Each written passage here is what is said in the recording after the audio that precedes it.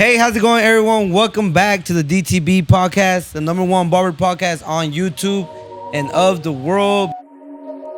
Stay down, came up, God made a way.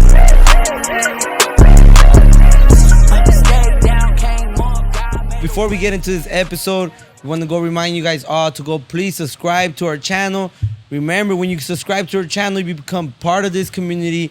You help the movement move forward, and you help the vision stay alive. Before we get into this episode, we're going to pass it up to our co-host.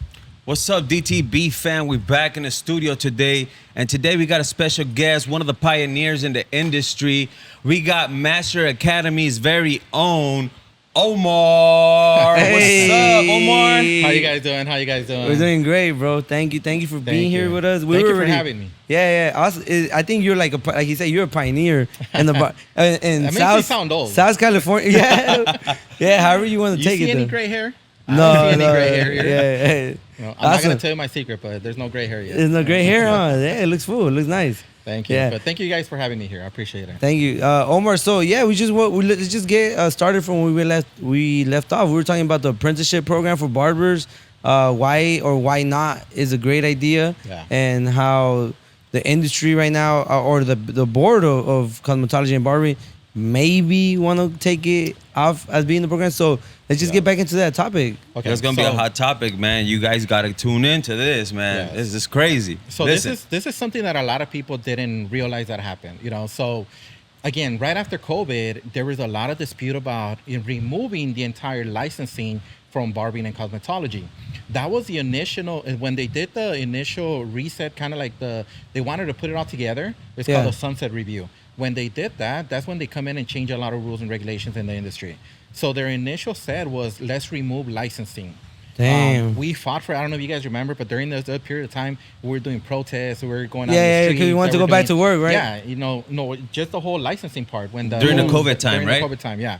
So there was a whole movement where, licensed barbers and cosmetologists were fighting this review. They were fighting this new rule of removing licensing because obviously if you're a licensed professional, you want to keep licensing on board. Yeah. Because if they remove it, it's kind of like they're removing your driver's license and anybody can drive. Yeah. But then they're holding the industry to a higher standard too, right? Yes. You're holding Yeah. it to a standard. Yes. There's a reason, and I tell a lot of people, because I have barbers students that come in and say, man, Omar, it's so many hours. It's ridiculous. They shouldn't do that. They should lower it down to 500. They need to make it easier for people to get their licensing. Yeah. And they think that, at the end of the day, if they lower the amount of hours and they drop it, hey, you know what? Barbering is such an easy trade. Let's just do 300 hours. Let's do 500 hours. But then it goes lower, and then it gets to the point where, let's just get rid of it. Well, what's going to happen is, and I tell people, I've learned to kind of look at the entire industry and really pay attention to the way it works. And one of the things that I always tell people, before I became a barber, I was in the medical field. I became a medical assistant in 1999 when it had just came out. Literally, medical assistant had just came out. That was the first year they came out with that program. I went into it and I thought I was like a doctor pretty much. Is that like the school? Is that like the schools like LACC or like like UEI? Like okay. Yeah. You So hear the it's a trade commercial? school. The Yeah. commercial, yeah. Okay. So it's a trade school, right? So back in 99 when it came out, it was an amazing program. It was 600 hours. So I went through the program. I was making good money when I came out of it. There was a huge demand for that field, But what ended up happening is that program was such a short program that everybody wanted to do it. You were able to get your certification right away. Yeah. So 600 hours went by really fast. And what ended up happening is we had a saturation of medical assistants. 5-6 years down the road, there was a ridiculous amount of medical assistants. And what ended up happening is the value of your medical assistant became lower and lower and lower because there's a saturation of So they started paying them less and less? A lot less. When I came out as a medical assistant, I was making $19 to $20 an hour back in 2000. Back in 2000. Yeah, correct. That was a really good pay. Yeah. Now back, pushing it forward, at the end of the day, 5 years later, there was such a high saturation of medical assistants that they were doing minimum wage. The last time that I went back to talk to one of my friends that was a manager at a medical place, he told me, he's like, look, Omar, there's a stack of 200 applications of medical assistants that are looking for jobs. And they're offering minimum wage. Damn. And this is because, again, there's a saturation of people that are now certified Yeah, as a yeah. medical assistant. Correct. If you do barbering, the same thing The same thing will happen. The value of you holding that license will be nothing because there's a saturation of licensed barbers. Correct. So in order for you to keep the value of that paper, you cannot have everybody be a licensed You can't barber. have too much barbers in there. Yes. You So know? do you fear that that's where the industry might go to? It won't if we keep the hours higher. If you keep the hours higher, I think okay. 1,000 hours for me was that little sweet spot, and I feel like that's a perfect place. Yeah. Because now we're able to complete the entire program within a year. Okay, You know, okay. So that uh-huh. makes it like, hey, you're still got to sacrifice. You still got to go to school. But it's just a year. But it's only 1 year now. Mhm. You know, so it makes it a little bit easier, but it's not given away.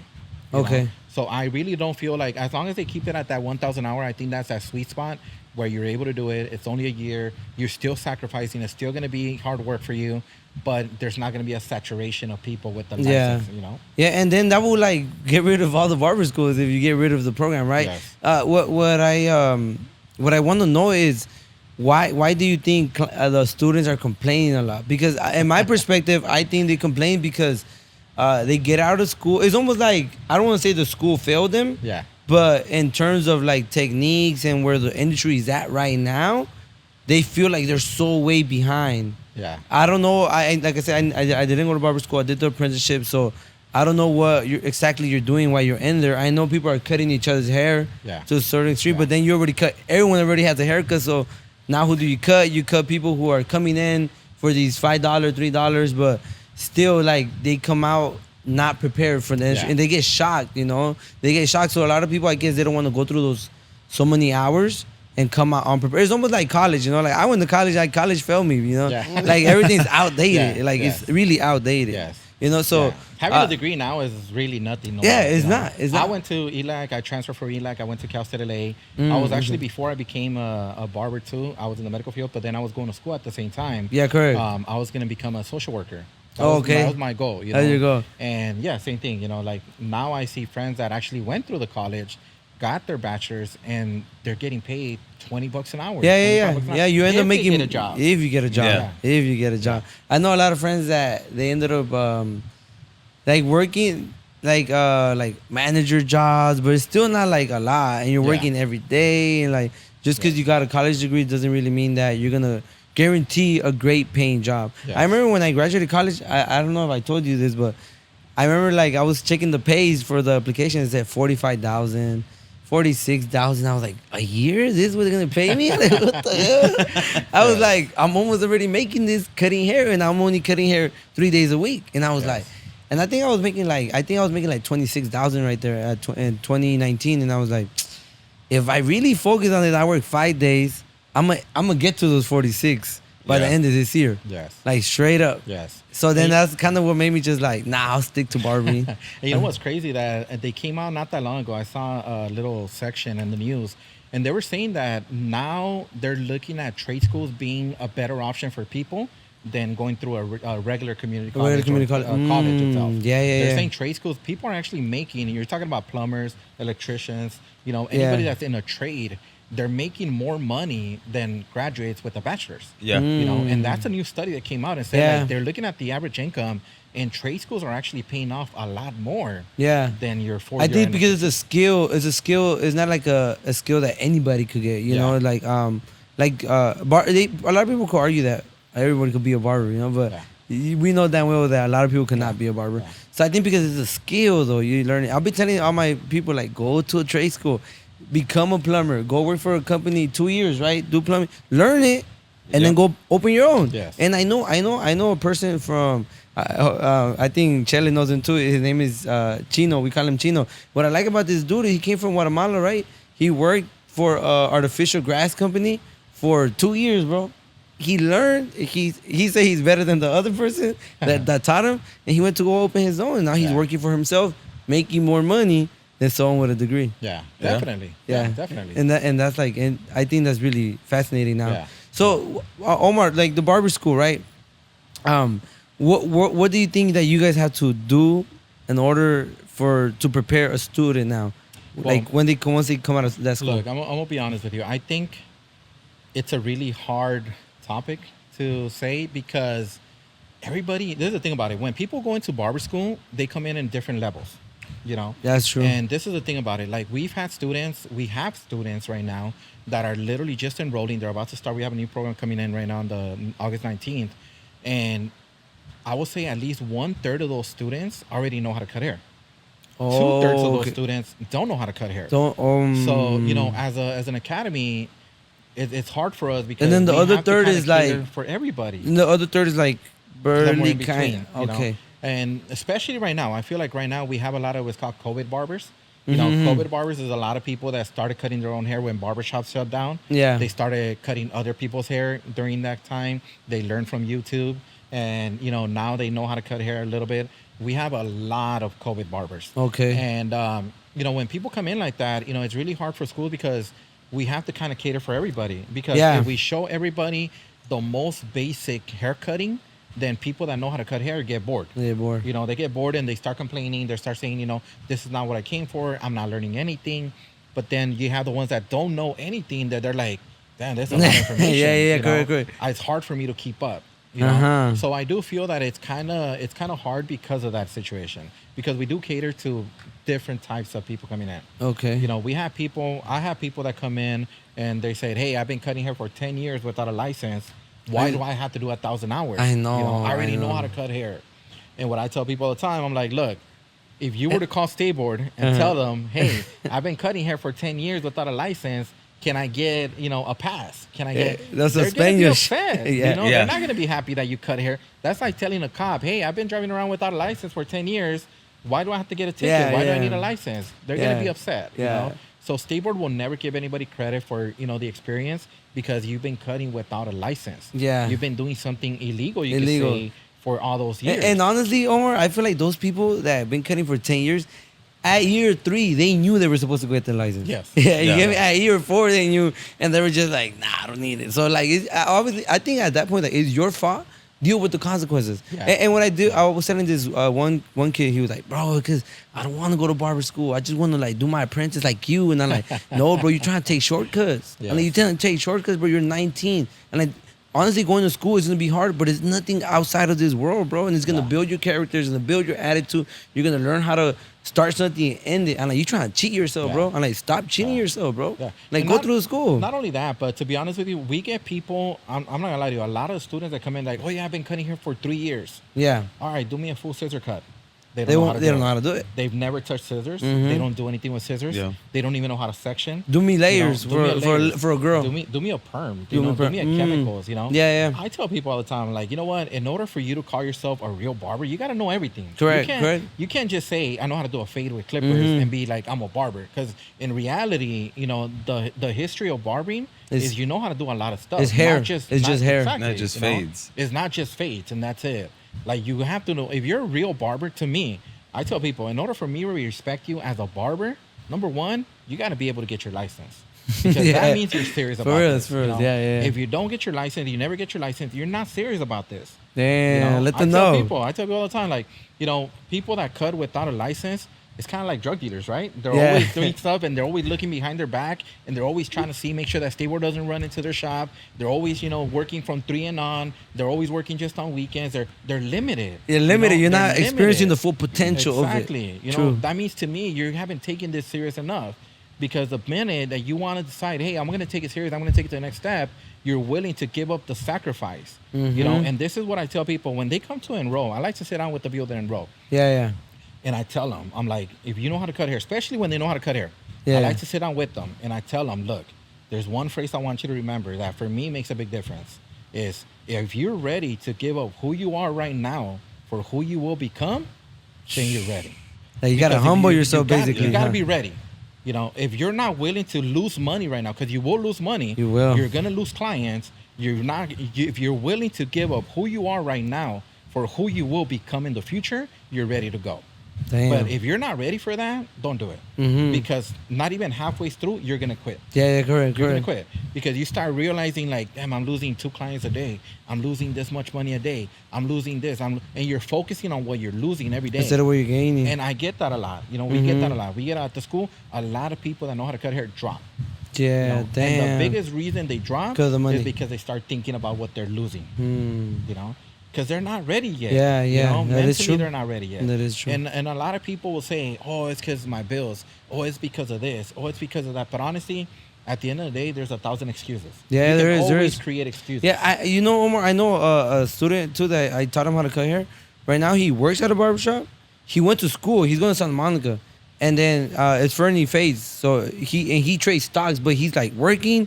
He's going to school. Like, this fool's up 20 hours sometimes, 18 hours a day, bro. Going to school, going to the gym, doing his work. Like, he's doing it. He's getting it done. Yeah. And his bills are not getting behind. Yeah. Because like you said, I feel like there's a way of doing it, but you're gonna have to hustle. Of course. And you're not gonna Yeah, lose of money. course. You can still make the amount of money that you're making. You can still go to school, but you're gonna hustle it out. But And, I tell you know- people, you go through that hustle, you're gonna come out there a new Yes. person. And not only that, but you know, it's I always tell people, like, at the end of the day, when it's something hard and it costs you, you know, everything that you Yeah, guys are doing yeah. right now, it's not easy. Yeah, You know, mhm. or Yeah. else everybody would do it. Right? Correct, correct. It's not easy, you know. But when something is really, you know, it was worth a lot to you. You gave up a lot of stuff. You sacrificed a lot to get to Mhm. where you're at.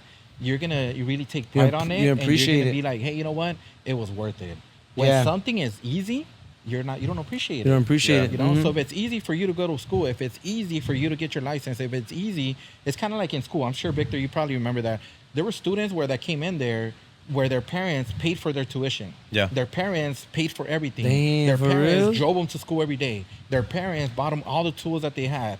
And for them, it was so easy, they didn't even care. Damn. You know, a lot of students, I actually just had a student that dropped when their parents went over there and paid off everything, paid them tools, paid them everything, and he just dropped because he's like, That's crazy. I don't really care about this. That's you know? crazy. Because it's not money coming out of their pocket. They never went through that feeling of like saving $20 just to buy that new machine, Yes. or Yeah. just to buy that new water bottle spray, or like damn, I'm on my last 10 blades. I need $10 for my next blaze. You know, they never Yeah. went through that, so then Yeah. they don't experience Exactly. the career. Huh? Like something has to be, you have to lose stuff in order for you to really appreciate what you're getting. Yeah, You know? yeah. So I think that makes a big difference. But going back to what you're talking about again, you know, I think, you know, it's the school has it hard because we come Yeah. in with people with different Mhm. levels. Yeah, you know? correct. And you know, we have some amazing instructors right now. Luis, he's a badass instructor.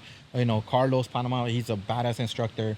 They know so many techniques. They know so many. But I sometimes have to step in there and tell them like, hey, you guys got to slow down. Slow down. Because you have people that are getting lost. Yeah. You know, because they're trying to show crop tops, they're trying to show the mullets, they're trying to show the sectioning, they're trying to show everything that's new, you know? Yeah, Like yeah. if you look at Carlos' Instagram, you look at Guedo's Instagram, you look at, you know, they can tell you that we know how to do everything that's hot right now. Yeah. But it's just hard for us to show it to the students because they haven't even, how can I show you how to do a crop top when you haven't even learned how to do a fade? Yeah, you haven't and learned then how like to you do a said, there's sectioning. different levels of Yeah. understanding. Some are starting, some are but I think like for the average person, like, oh, crop top, hell yeah, I want to. Yeah. But for the ones that, like you said, don't even know how to fade, they're just like, what the hell? I don't even know how to do any of this. Yeah. You know? How many barber students right now that are joining that actually don't really know anything, bro? Because I remember when I started school, there was a lot. Yeah. A lot. Yeah, I yeah. feel That didn't know I- anything. That Yeah. didn't know anything. That there was just like, oh, I like it. Like I want to be part of it. You know, compared to the amount of students that join school that are already intrigued by it, that already know something. There might be like 5 students that probably just don't know nothing, that they can't go towards those advanced classes, that they can't go towards that because they don't even know how to hold the shears properly. Yeah. You know, So- wouldn't you level your curriculum out to where, okay, well, there's this many students kind of like that are advanced, and we can have the classes be a little bit more advanced, and then we'll catch these guys up to speed? Or are you gonna have, I don't know, maybe you have 50 students, 30 students, right? And then 10 of them don't know nothing, and then the rest of them know the most. Like, do you adjust your curriculum to that? Or is it something that is just the same how it's always Yeah. been when it was 1,500 hours for barbers? So our curriculum is approved by a state board, first of all. You know, Okay, it's not yeah. something that we can just randomly change per week or even per month. Anytime we're going to change our curriculum is based off of the requirements from state board. Yeah, So yeah. state board comes out when they did the 1,000-hour change. When they did the 1,000-hour change, they came out and state board said to all the schools, you guys have 1,000 hours. 200 are going to be on sanitation. 200 are going to be on shaving. 100 is going to be on chemicals. 100 is going to be on, this. So they specifically tell you what your curriculum has to cover. Yeah, the structure. There isn't much wiggle room for you to move things around, right? Like they specifically tell you, in order for a student to graduate and for you to give them their proof of training, they need to complete these sections on these categories. Yeah. Right. So their curriculum is kind of like it's standard. Like we have to follow that. The way we teach the curriculum and what we teach within those 200 hours of hairstyling does change. Now, 200 hours is not a long time. That's what we get for hairstyling. Compared to how many hours was it before? Is it still the same? Before it was a whole different thing. Before it was 1,500 hours, right? And it was divided into theory and practical. So they have two categories. So we used to have, I think if I'm not mistaken, the required hairstyles was 250. 250 hairstyles and haircuts. That was a lot. Mm-hmm. Yeah. So we had a lot more time to be able to kind of like running through a lot of stuff. Now it's 200 hours on hairstyling, hair cutting, anything that has to do with includes braiding and includes hairstyling, includes anything that we're doing with the hairstyling and hair cutting. So our curriculum is pretty much set off of that. Now, what we cover within that, yes. But the only problem is like you said, there could be in this right now, if I look at the school right now, exactly where it's at right now, I would say there's probably like a 50-50, right? 50% of the students already know how to cut hair and 50% of them are starting fresh. Okay. Next 2 months, it could change. Next 2 months, we can get a whole new enrollment batch where it goes to 80-20. 80% don't know, 20% do know. And then the next one, it can change again. So every month you're enrolling? We enroll every 3 months. Usually, that's the average. Okay. We don't have exact enrollment periods, kind of like a year-round thing. So we go based off of how many people graduated, how many people drop, and then we start a new program. Okay. So it is kind of hard for us to always be constantly changing because our students are constantly changing. So, and let's say, the next program, and the thing about it is that we don't know the students 100% until they're there. Yeah, correct. And then, after a month or maybe. Let me ask Victor a question. How do you know when a student knows and doesn't know? Like, how do you categorize it? I would categorize it on the questions that they're asking, the like obviously for the most part you're kind of going over their Instagram, what they're talking about. You see them producing haircuts. So let me ask you see you the this. way they hold the clippers and like that type of stuff. That's how I would be like, okay, well this guy knows what he's talking about. Like I could tell. But what if somebody knows how to do badass crop tops and then somebody else is really good at fading? Does the fading guy consider that you don't know, or does the crop top guy consider that you do know? Like where do you draw that line? Yeah, draw where that do you line draw of line? like, this student knows and this student doesn't. The student that doesn't is it because if you sell somebody that's a badass barber that knows how to do badass fades, and you're like, do you know how to do crop tops and mullets and this and that and color and oh no, I don't know how to do it. Oh, then you don't know. He's gonna be like, bro, what are you talking about? I do badass fades. I know what I'm talking about. No, you don't. Not according to the rules. Yeah. So again, it goes. Damn, that's hard. Especially in this industry right now, because you gotta understand, like this industry right now, it's crazy. Like it's changing so fast. It's evolving so quick. Like ridiculous. We're talking about almost every other 2 weeks or 3 weeks, there's a new trend, there's a new color, there's a new thing. People are doing this, people are doing that. I've been in this industry for 18 years now. 18 years ago to today, it's a completely 360 industry. Ridiculous. I think it's a lot of the TikTok and social media. Oh, yeah. Social media, But then I also believe that it's just the beginning. We're seeing this a lot, like color. We're seeing mullets. We're seeing crop tops. We're seeing like more fringes, texture, and the fashion. We're seeing all that. Yeah. But then I think it's still the beginning because not everyone has mastered it yet. Yeah. You get me? Like people are dibbling and dabbling with it, and they're producing content with these type of looks.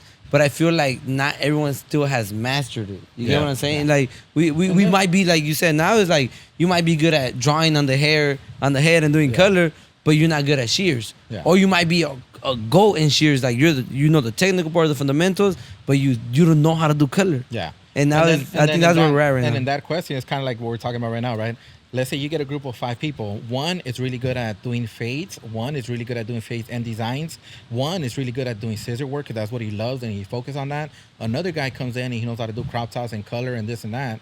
Are you going to take, now the curriculum is going to be like, oh, I got to teach him scissors. I got to teach him color. I got to teach him fades. Oh, he's really good. I'll give you an example. Rob the Original, right? So Rob the Original is a badass artist. Yeah. I think he's one of the best artists there is. I consider him an artist. Now, when I seen them do a fade, is it the best? Yeah, you yeah. know, Oh no, is we it- always talk about it. Yeah. right? I feel like that's something that a lot of people talk about, right? You know, I don't feel like he's a badass doing in fades or crop tops and Or sheer, but yeah. he is a beast when it comes to designs and creativeness. Yeah. So I feel like everybody does have that one thing that makes him better than everybody else. Yeah, Yeah. correct. But then does that mean that the curriculum at school is going to change based off of individual persons? No, it's No. too You know, much. Too you much can't, catering. you know? That's why I think afterwards, like, what I learned from college is like, okay, college didn't prepare me, so I went to go look for private education. I went to seminars, I went to business seminars, I went to learn marketing, branding by myself. Same thing with barbering. Once I finished apprentice, I'm like, I'm not good. Let me go get private education. Let me just go do Yeah. shear classes with this person. Let me go do a color class with this person. I think that's how I ended up Yes. getting more better at different Yes. categories. But I think ultimately it comes down to the barber too. After school is like, I think school is just like, let me let me help you get started, get some motion, see the industry, introduce you to it. Afterwards, you gotta go and do Yeah. the rest of the work. Yeah, You know, definitely. Yeah. And I feel like that's the one thing that a lot of people sometimes get confused about. You know, again, I have to have these meetings sometimes with Luis and Carlos, Panama and Wedo. That's what we call them. Yeah, I know And Wedo. I gotta have a meeting with them once in a while and tell them like, hey, slow down. You guys are going too advanced. To advance. Because again, barber school is basics. You know, our curriculum should always be this. I just had a conversation with a student not that long ago. I think it was last week. She Yeah. was frustrated. She knows how to cut hair. You know, she's a new student. She's frustrated. She's like, man, Omar, like this is boring for me. You know, this is boring because I already know how to do most of this stuff. And I tell them, you know what the problem is that you did everything backwards. You know. And I'm like, and when students do everything backwards, meaning they go learn how to do haircuts, they learn on YouTube, they learn from this, they've been cutting hair for 2-3 years, they learn how to do everything, and then they're like, you know what, I'm Let gonna me go go to get my barber school. license. Yeah. That's backwards. That's way back. You're supposed to learn all those basics during those 1,000 hours because you did things backwards. Now it's boring for you. Yeah. But we cannot change things or adapt to somebody that's doing things backwards. You know, and that's where the problem comes in. Because, you know, the real way, the original way, the standard way, the way the state board tells people is you're supposed to treat everybody that comes and signs up as if they've never touched clippers before in their life. That's what state board tells us. Yeah. State board says every person that comes in here should not have experience. Every Okay. person that comes in here should never have touched clippers. Because to them, again, it's illegal for them to be cutting hair without a license. I get you. Yeah. You know, so we have to kind of like, again, we're governed and we're very, very strictly governed by state board and the Board of Education. Yeah. And their mentality is every person that you're enrolling and starts with 0 hours should have 0 experience. Zero experience. But But you know, as an owner of a school, right? I would think that when you take you obviously get the application and you talk to these people before they sign up. Do you prep them for what's to come? Do you let them know, hey, or are you more on your like business tip, like, hey, you know, I need a student to sign up to my school? No. Or are you like, hey, oh, I know. I'm sure some people you're like, oh, I know who this person is. I see him all the time on Instagram. I see his videos. I see people repost him. I see him winning battles. I see him do this, X, Y, Z, right? Do you let them know, like, hey, you know, like, this is probably gonna be boring for you, but this is something that you have to do. Like you're starting backwards, or do you wait for them to get the feel of it, and you're like, I know this conversation is coming up. Yeah. Like, hey, bro, yeah, you know, actually, since day one, I was gonna let you know that this is actually something you should have started before you actually learned what you know now. Yeah. You should have started this way, but you know, you started. Some of us, I guess, to all barbers, their path is different. Yeah. Some people don't have the opportunity to pay for school, so they go out and they make money, and then they're kind of stable at a barbershop, and then they're like, hey, you know what? Now I could join school. Yeah. You know, or Yeah. whatever. Everybody's story is a little different. definitely. You know, but I just wanted to know your take on that. Like, when they do go and sign up, like, do you consider it more like, hey, you know, I'm gonna keep it 1,000% with them and let them know because I can read and I know what level they're starting school at? Or you kind of just wait for the conversation to come up? And if you do wait, why do you wait? Why not tell them in the beginning, you know? Well, number one is I don't talk to every student that enrolls because now that we have 2 academies, we have a lot of people enrolling all the time. Okay. And, you know, I mean, obviously I can't be in both places at the same time. So usually if I'm there and I'm listening to when they're doing the enrollment, and I kind of like, I'm always eavesdropping. I'm always at the office, and I'm always eavesdropping. I'm always trying to pay attention to what the student is telling the secretary or the assistant, whoever's doing the enrollment. You know, I'm always trying to eavesdrop and trying to listen to them. And I do like to talk to them and stuff like that. I do when I feel like, hey, you know what, this person has the experience and they've done this for a while, and I know that they're going to enroll, then I do try to always take that time and tell them like, hey, you know what, this is what's coming. You know, I want you to understand what you're getting into, because I do feel like, hey, if I tell you what's coming, you'll know, you know, and it won't bother you as much because you're signing up knowing that this is coming, you know. So if I'm there and I hear it, of course, I'm going to take my time and I'm going to talk to them. And I have done it with a lot of people, but I'm not there all the time. You know, I'm not there, you know, to when they're enrolling. People come in and enroll throughout the entire day. Yeah. You know, so someone will come in the morning at 9, somebody will go to laundry, somebody will come to Norwalk, somebody, you know, so I do tell my assistants like, hey, you know, if you listen to them and you tell them that if they're telling you, I've been cutting hair for, you know, years, tell them like, hey, we are going to have to do this. We are going to have to bring you back to the basics. I try to kind of change their mentality in a way when they do enroll and they have experience. And what I tell them is like, hey, look, you know how long you been cutting hair? And a lot of people will be like, oh, I've been cutting hair since COVID. That's the number. That's the number like the one new answer. thing, huh? Yes, that's the number one answer that we're getting right now. I've been cutting hair since COVID. That's already 4 years ago. COVID's like 4 years. That's crazy. Yeah, I know. 4 years. years for COVID. You know, so you know they're like, oh, I've been cutting hair since COVID. I'm like, okay, so you know how to do fades and stuff like that. Yeah. Do you know how to do scissor work? Oh no, I've never cut hair with scissor work, or I don't know how to do it that good, or I'm just barely getting started. Do you know how to section hair? No, I don't know how to section hair. Do you know how to do perms? No, I don't know how to do perms. Do you know how to do color? No, I don't know how to do color. So all they've done is just fading, right? Fading, just fade. So in their head, it's like, I know what I'm doing. When I start telling them, like, hey, you know, in school, we're going to show you how to do perming. We're going to show you how to do color. We're going to show you how to do sectioning. We're going to show you how to do layers. We're going to show you how to disinfect the right way, your tools. We're going to show you how to, you know, there's a lot of stuff that we're going to show you that you've never learned. So I want you to come in with this open mentality to learning everything that you haven't learned yet. Yeah. Because even though you've been cutting hair for 3-5 years and you know how to do the art of fading, there's a humongous other stuff that you haven't done. Yeah. And I always tell people, like, for me, blending, fading is only like 20% of this industry. Yeah, correct. Yeah. Especially now. You know, back, you know, again, 18 years ago, you would get away with a lot just knowing how to do a fade. Yeah. Because, you know, 15 out of 20 haircuts in one day was a 2 in the mid fade. 2 in the mid fade, yeah. That was like the number one haircut, no lineups, yeah. none of that. You know, so if you knew how to fade, you would get away with it. Yeah. It's not like that no more. You know, now it's a whole different ball game. Now you need a lot of stuff to be able to get it through barbing and be successful. You know, to be at this successful. industry. Yeah. Because when you there's a start lot. competing, you go into the industry, you start seeing the competition, you're like, damn, Yeah. I ain't to buckle up. I didn't buckle up. And you know what's crazy? Because when we talk about pricing, you know, and I'm pretty sure we'll probably get into the pricing part. Yeah. You know, I tell people, you know, like I'm a strong believer of charge what your work is worth. Which, you know? yeah, correct. I don't believe in, hey, you know, I'm telling you because I had this conversation with a student. No, actually, it wasn't even a student. It was somebody that already was in the industry. They came back and we were having a conversation and just following up. And she tells me, she's like, you know, I keep pushing the owner of the shop, like, down the street, they're charging $40 a haircut. Like, why are we still charging $20? And I'm looking at her and I'm like, you just started in this industry. You know, like, I see your quality haircuts. I know the quality haircuts that you're doing, and they're not worth $40. You know, and I tell her, like, don't worry about what somebody else is charging. You know, worry about what your quality is, because your price should be set on your quality, not what somebody else is charging.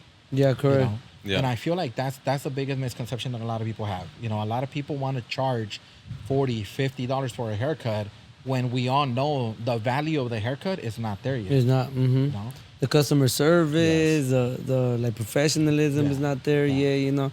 Yeah. I also agree too. Like, you need to charge. You gotta earn your way up as you go. You know, gotta be more responsible, more on time. Oh, Omar, I want to ask you this question. It was in my head. How much? What's the most someone has offered you to like to cheat their way through the license? Because I want to know. Because I know some guy that he was like, bro, I'll pay whatever, bro. He's like, let me know, I'll pay whatever. I'm like, I don't know, bro. So Like, I'm gonna be honest with you. I get those offers a lot. A lot, right? A lot of people. A lot of people come. Omar, can I just pay out the whole school? I'll pay out the entire school that you have right now without the scholarships, which is like $8,000. They're like, I'll give you the $8,000 cash right now, and just send me the stable. Give me the hours. Yeah. Give me the hours. I've never taken the money. That's the most you got offered though? You never got offered like 20? No, the most I've gotten is 10,000. 10,000. Yeah, that's been the offer. The offer is 10,000 cash on the table right there. Never have taken it. Damn. You know, I don't believe in that. You don't believe? Yeah. I don't believe in it. You know, I had to work hard myself. I Correct. went through barber school. I went through the instructor training. I went through everything, and I feel that because I went through all of that, I just don't feel like I would ever have the need for it. Correct. Not only that, but I think my business, you know, thank God, has been very successful. Yeah. And I feel like we don't need the money for that bad. You know, Mm-hmm. obviously everybody wants to make money. Yeah, But correct. I don't feel like I need the money right now. Mm-hmm. You know, that's the biggest difference. I feel like I don't need it. I feel like I'm doing good enough to be able to be where I'm at. Yeah, correct. Sorry about that. No worries. Yeah, no, I just noticed that people try to cheat their way through it and not really go into the industry. Yeah. Regarding the price, so what do you think right now is to your knowledge, what's the average price that people are charging around the area where you're from, LA, and what do you think the future of the price will be like in the next 3-4 years? I mean, I feel that we're probably going to be one of the most reasonable schools there's out there. And I'm telling you because what we charge right now and the way the program runs right now, it's optional. Meaning like it's really been my option to be where we're at right now. And there's a reason for that. Yeah. I could be making so much way more money, you know. If I went through financial aid, if I got I was going gonna to ask you that too. I was gonna ask you too. because we qualify for all that. We qualify for financial aid. So you're not, people are not, financial aid is not covering any of your students? No. We do an in-house scholarship, so it's a discount that we give them, you know. So we qualify the students as long as they maintain good attendance, good grades, and all that. We do give them a discount. That's kind of like that good student discount, you know. But that's an in-house, so we're losing money on that every time we give them a scholarship for that. But it's okay because it's savings, right? So, but it hasn't brought your business down now that Santa Monica, LATTC, all these schools are offering the program for free, basically. No. Well, No? two things. Two reasons actually.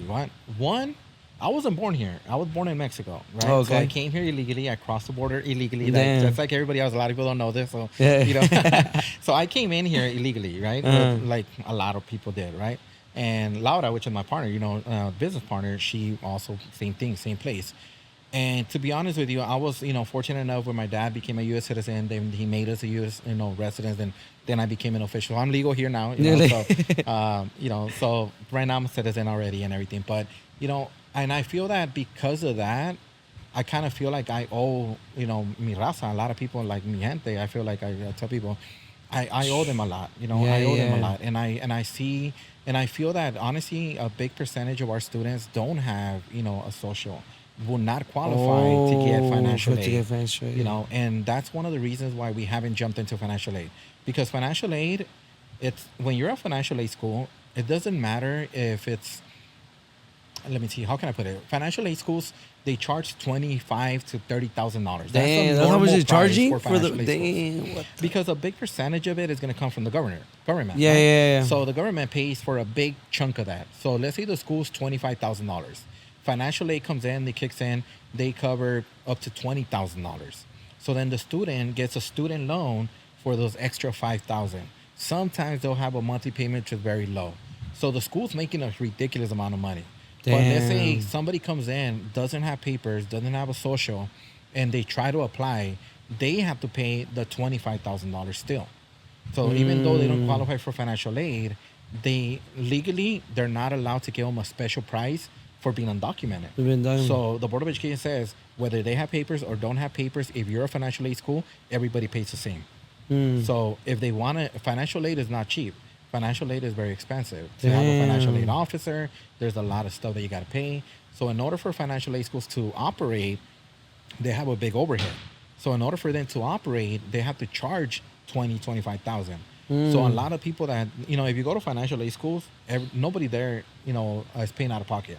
everybody's going through FAFSA. financial aid. Yeah. Okay. So for them, and that's kind of like one of the reasons that kind of helps me back to be able to get financial aid, because I don't want to make it unaffordable for people. Yeah. Whether you have papers or don't have papers, it doesn't matter. You're going to be able to afford it. Mm-hmm. You're going to be able to pay through the school, Sure. And to be honest with you, like, we do get it, and it's I feel like that's one of the best feelings ever when we get those people that come back and say, Omar, because of your school and your plan and the way you do it, I'm able to become a licensed professional. Damn. If you didn't offer this, and if you didn't help us, if we don't have papers, like, I would never be able to do this. Mm-hmm. So when I hear stuff like that, or people say thank you for that stuff, that's really what makes a big difference. Yeah. What are the requirements right now though?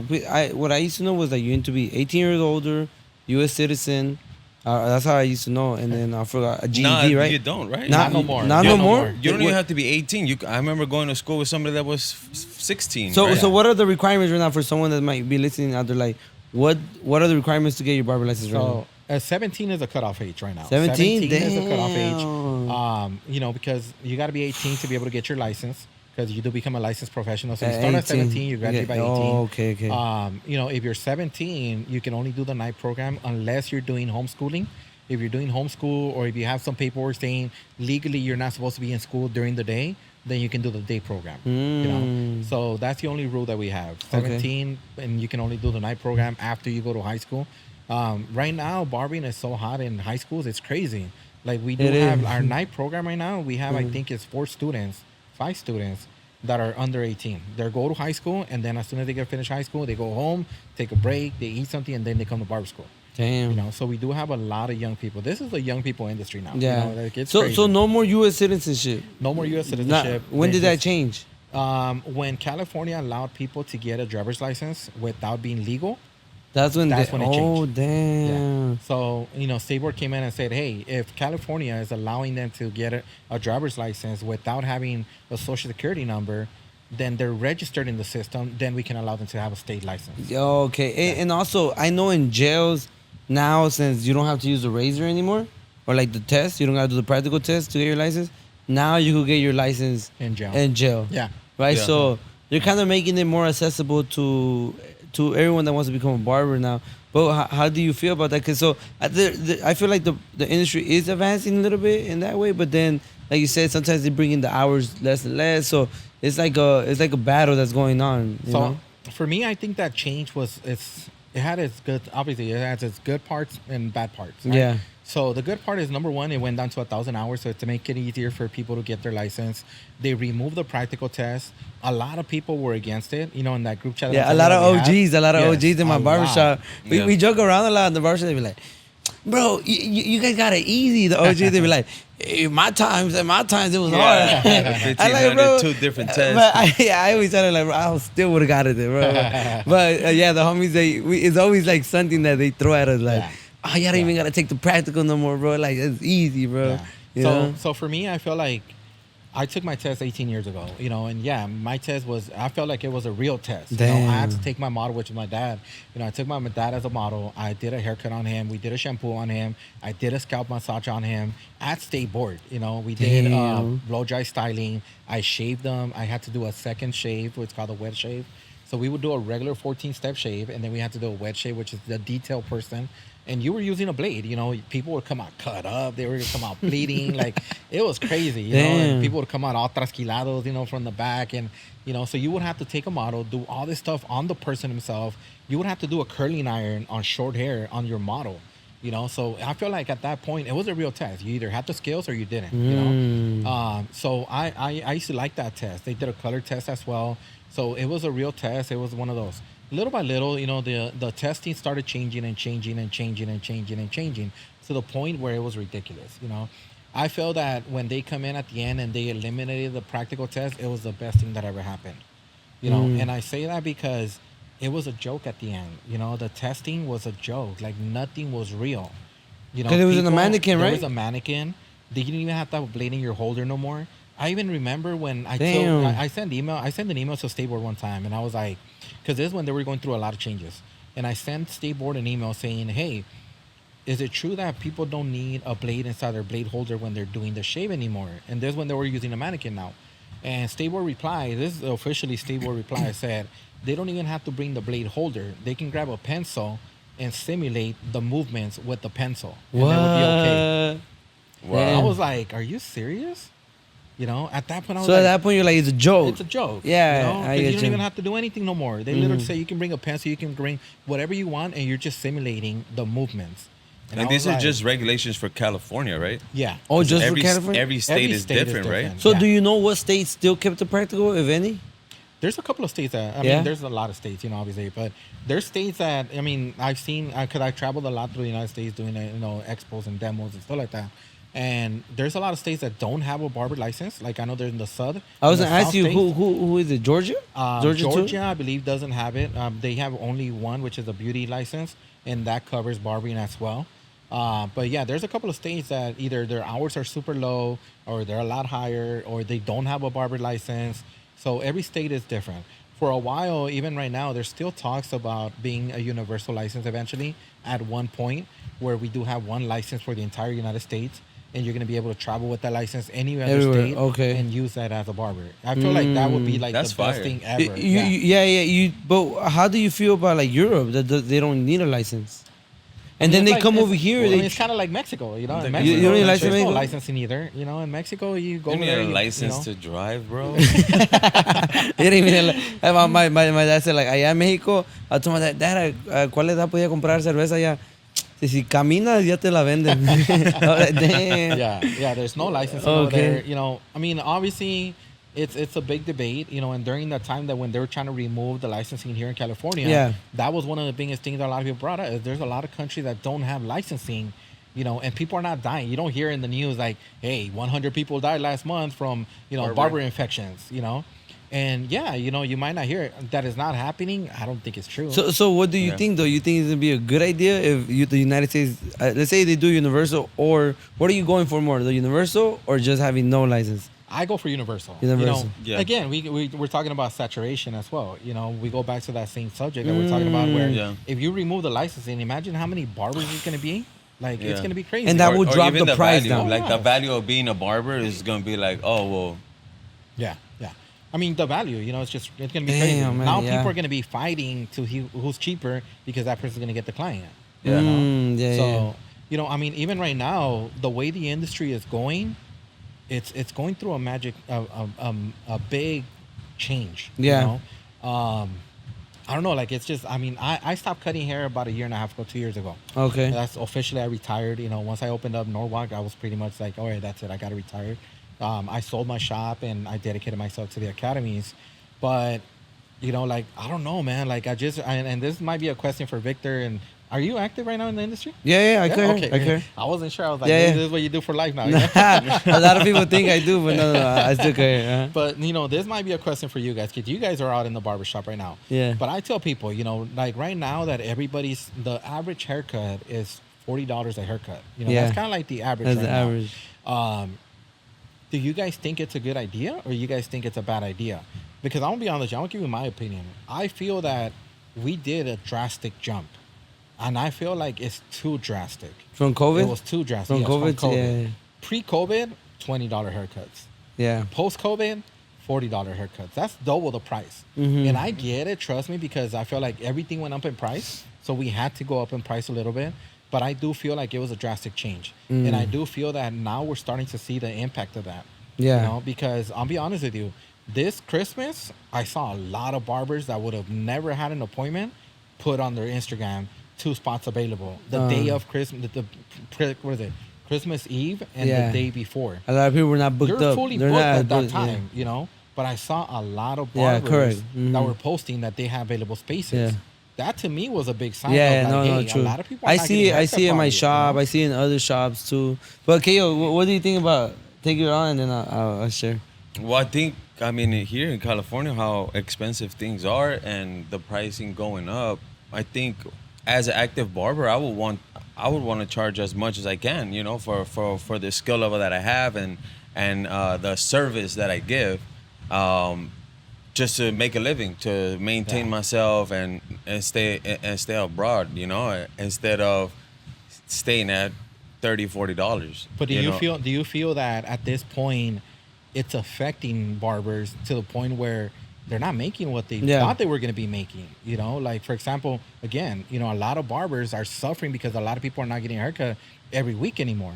You know, before you had your weekly clients, you know, we were charging $20. Now you went up to 40. Now Now you're they cutting come their every bi-weekly 3 or, weeks. yeah, every 3 weeks. Now the So- average person, because that was kind of the thing that I saw, that the average person now gets a haircut every 3 weeks Or up once to a or month. once a month. Yeah. So now you're not having that weekly client coming in. So a lot of barbers don't have as much clientele Yeah. as they used to. Correct. So Yeah. so what I think is that because after COVID, before COVID too, I don't know if you knew, because it was a small market, but before COVID there was Elegance, there was Taylor, there was Western. They were already charging 150, 200.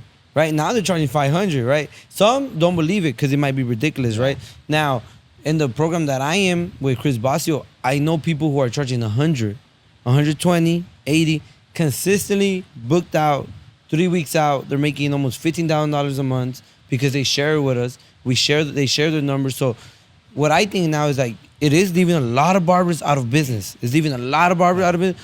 Who though? It's leaving out the barbers who are not responsible, who are still smoking weed before the haircut and getting high, or still drinking in the barbershop. Some could do it and their clients don't mind. They'll chop up all day, you know. Yeah. But it's affecting those barbers who are comfortable right now. Now, me, I try to see it from the hopeful side. Like, there's a market for everyone. And there's so many people out here in California, right? Now, barbers now are just relying on just social media. They're just relying on that. And then they attract the client. The client comes. They don't meet expectations. Yeah. So the client leaves, Yeah. right? So you're not learning client retention right now. Now, if you do have that client retention and you target specific person that makes 50 to 60K a year, and you're targeting that person, I believe that you could get booked out. There's still space to get booked out 2 weeks and 1 week in advance, you know? Now, I do agree I always tell people right now, the industry is under pressure. If you're not built, it's gonna bring you down because there's so much competition. I just had that talk with my barbershop. I told him, bro, I want you guys to have a bulletproof business. I told him, because right now, if you're charging 40, for some people that's a lot. And guess what? If they come with you and you did not meet expectations, they're gonna leave with someone else that charges 40 and is doing way better than you. Yes. And then you're gonna complain that, oh, we probably, because I have heard it, they say, oh, we're probably charging too much. Probably we are, but if you bring the standard up and you bring the value of the haircut, maybe that person won't feel it as too much. Yeah. Maybe if you get him exactly at 2, like you said, you're gonna get him at 2. Maybe for him those $40 are not 40, are not a lot. So that's my perspective. Yeah, that's my perspective. Honestly, that's a great point. I feel like that's a great point. I feel like it's totally true. You know, like I'm me personally, that's how I feel as well. I feel that, hey, if I go somewhere and they're charging me a good amount for whatever it is, whether you go to a restaurant or you go to a barbershop and they're giving you that service and you love that service, and you know the environment is great, and like you said, you know, a lot of shops still want to have, you know, weed smell in there, you know. It's like, then you feel like your money's not worth it. Or we go back to the same thing. I just got a haircut and I think it was I'll say like a year ago or somewhere around there. I needed a haircut bad, you know, and I was like, I went to a shop down the street from the school. I didn't have no students at that point. It was a weekend already, and I was like, damn, I need a haircut. So I just went to a shop, and it was a girl. She cut my hair. I thought it was okay, you know. I was like, it's okay. But she charged me $45 as a walk-in. You know? Damn. She charged me $45 as a walk-in, and she gave me a haircut, and I was like, I'm never coming back here again. Yeah. You know? I'd rather wait, you know, or rather, you know, hey, this person does really badass haircuts. I'll pay him $50 for the haircut. But yeah, like you said, you know, I went in there, $45 at the haircut. I gave her a $5 tip, gave her $50, but I wasn't happy with the job. You weren't happy with the job. También, you think if she would have had better customer service, maybe, you think you would have left out happy too? Let's say the I experience. don't know, because I feel customer service only takes a certain amount of space or certain length. You could be really great in customer services, but if your haircut is not good, But you probably would have left. You probably would have like, oh, she was super cool, but she didn't get down like that. Yeah, but I still won't get. But you leave with the impression like, she was cool. You know, I might slightly one day if I'm maybe because she was just because she was cool, or just because the conversation was cool, you might come back. But it's a combo though. It's a combo, yeah. Like it's a combo. You know, it's great customer service. It's ridiculous. You know, it's a big amount. But at the end of the day, you got to do a good job, you know? Mm-hmm. Like, at the end of the day, you know, it makes a big difference. You know, you got to, it's a 50-50. You got to do You a don't great feel service. like it's actually like what they make you feel. Like sometimes a good haircut, it's great and everything, but kind of like how they make you feel as an experience itself. Like obviously, like if it's really like a choppy cut and you really got ruined, then you're not gonna leave the chair and be like, hey, I'm gonna pay you, right? Yeah. But if you see like the fades there and all that, but then you see later on that your beard is a little higher one side and the other. Those are things that someone can adjust. Yeah. Just kind of going in as a barber, you know. But for the Uh, most part, I feel like us barbers, when we get haircuts, we're more judgmental than Oh, the yeah. average person. Super. The average person is gonna be like, Oh, I'm Oh, fresh. okay, it was I'm cool. fresh. Yeah. I'm fresh, you know. But you look at it more like on a barber's eye, Yeah. you know. But you know what though? I think it's both of those type of clientele is where you gotta really Yeah. step it up. One, yeah, like you said, a barber. Like I feel like because I'm a barber, I was looking for that everything, Crispy, the detail. everything I was crispy, looking yeah, for the yeah. Exceptional, detail. But also, if you get clients and they're willing to pay that $50-$60, they're also looking for that detail. Oh yeah, yeah, Like, correct. yeah. I had clients that were super picky because they knew they were used to it. They were used to getting that really great, you know, service, that really great, you know, haircut, that badass fade, that bad, you know. So when clients get used to that, they're paying for that, and they go somewhere and they charge them almost the same amount, but the quality is lower. They will notice it right away. Yeah. You know. Yeah. So you do have clients that they're looking for that as well. Yeah. I wanted to Cool. ask you too, Omar, how do you feel about this? Is crazy. It's something that kind of like I was analyzing and I was seeing why is it like that? Why is it that the barbers that charge the most wouldn't pay that much for their own haircut?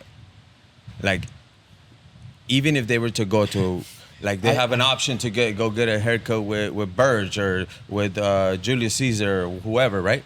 And have they have the money for it, but they'll rather get a free haircut or they usually all the cutting time- themselves- they cut or themselves up. cut themselves up. Like, why do you feel like some barbers don't have that respect enough for the industry to actually pay it on to someone else that's Yeah. actually putting in the work, that's actually taking the classes that is actually making you look good, like impeccable, you know, like picture ready.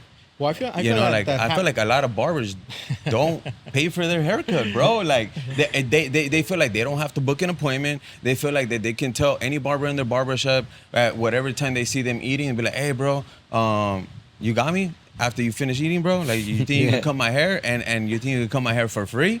I actually book my haircuts. I book 'em. Or for like, here, I'll look out for you. And or sometimes some barbers feel like, hey, you know what, like, damn, as the owner, like, fuck it, I'm gonna have to chop them up for free. You know, I feel like there has to be a twist now to where let's respect everyone's price, and if you want that experience with that person, is because you obviously see them put in work. You obviously see how their haircuts come out, so you book that appointment with them, and you become a client opposed to just being like, hey, you know, I have a lead over everyone else that's booked in your schedule, and you have to stay late to cut my hair or something.